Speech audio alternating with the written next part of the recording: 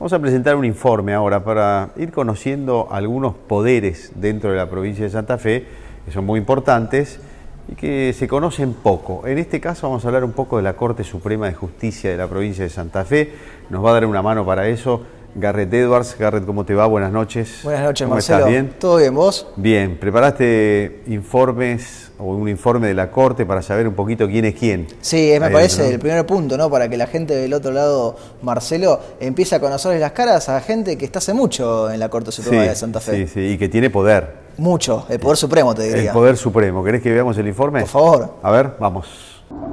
El Poder Supremo de Santa Fe, el tribunal máximo de nuestra provincia, la última instancia antes de llegar a la Corte Nacional, la Corte Suprema de Justicia de Santa Fe, compuesta actualmente por 6 ministros nominados por el gobernador y ratificados por la Asamblea Legislativa, actualmente presidida por Rafael Gutiérrez y acompañado por Roberto Falistoco, Eduardo Spuller, Mario Netri, María Angélica Gastaldi y Daniel Herbeta. 5 hombres, 1 mujer, 5 del sector público, 1 del sector privado, 4 de Rosario, 2 de Santa Fe, todos mayores de 65 años, con una edad promedio superior a los 74, podemos decir que es una corte septuagenaria. Su presidente, Gutiérrez, primo de Reutemann, fue nominado por el gobernador Obeid en el 2001. Obeid también eligió en periodos distintos a Herbeta y a Spuller, abogado personal del ahora fallecido Carlos Reutemann. En medio de ello, Reutemann nominó en tándem a Netri y a Gastaldi, y nos queda el decano de la corte, con 31 años como ministro, nominado por Víctor Reviglio en 1991 y con más de 30 años en la Corte, Falistoco. Empezamos entonces a verle bien las caras al Poder Supremo de Santa Fe. Bueno, muy bueno, muy bien. Se van sumando los hilitos, ¿viste? Se van conectando. Sí, por lo menos para conocer algunas caras, porque la gente debe conocer una o dos. Con suerte, de 6. Sí, con suerte, diría una o dos.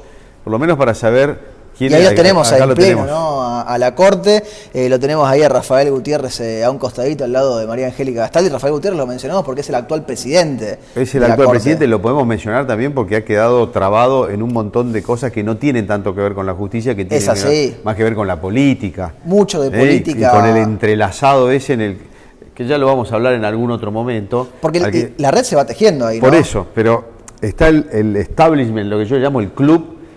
Gutiérrez está mencionado casi siempre. Cuando hay alguna cosa dando vueltas, puedo decir que es una habitué del club. Es una habitué. Más que ver con la política que con la justicia, el actual presidente está presente, lo hemos mencionado acá muchas veces. Una corte, además, que si veíamos recién en el informe, se conecta claramente, Marcelo, con lo que tiene que ver con el peronismo, ¿sí? Porque es el peronismo el que ha puesto a todos los miembros de la corte, una corte que tiene además un promedio de edad de 74 años. Vos dirás, la edad, es experiencia obviamente, pero también la cuestión de la jubilación de los jueces se va dando, porque hay varios que tienen por encima del promedio, claro. Algunos que están un poquito por abajo. Una corte de 6 que dificulta las votaciones, lo vimos en su momento hace varios años, Marcelo. La gente se debe acordar con el descanso dominical, ¿te acordás cuando se hablaba de la posibilidad de que empataran? Porque ahí el presidente, quien sea el presidente, desempata.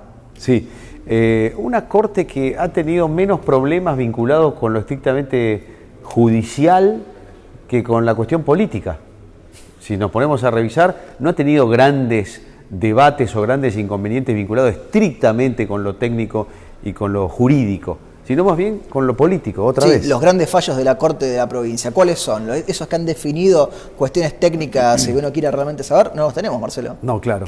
¿Qué más, Garrett? ¿Qué otra cosa podemos decir? Y me parece que tenemos que tener presente esta imagen, que nos quede en la cabeza, Marcelo, lo que estamos acá compartiendo en pantalla, para en próximas semanas empezar a desandar un poquito más y a profundizar algunas conexiones más, verles el pasado, lo mencionábamos ahí un poco, porque digo, mucho sector público, poco sector privado en la Corte. Vos decías, todos nombrados dentro del peronismo, pero no son todos peronistas. Pero no son todos peronistas, no, eso es una cuestión que también es para seguir charlando. Tienen pasados diversos, algunos vinculados directamente al poder, otros con expresiones quizá políticas que nos sorprenderíamos cuando las empezamos a desandar. Bueno, entonces, esta es la presentación, este es el primer pantallazo para que se conozca un poco quiénes son, y después vamos a ir desmenuzando un poquito con el correr de los programas. Garrett, muchas gracias. Muchas gracias, Marcelo. Muy amable. Venimos enseguida.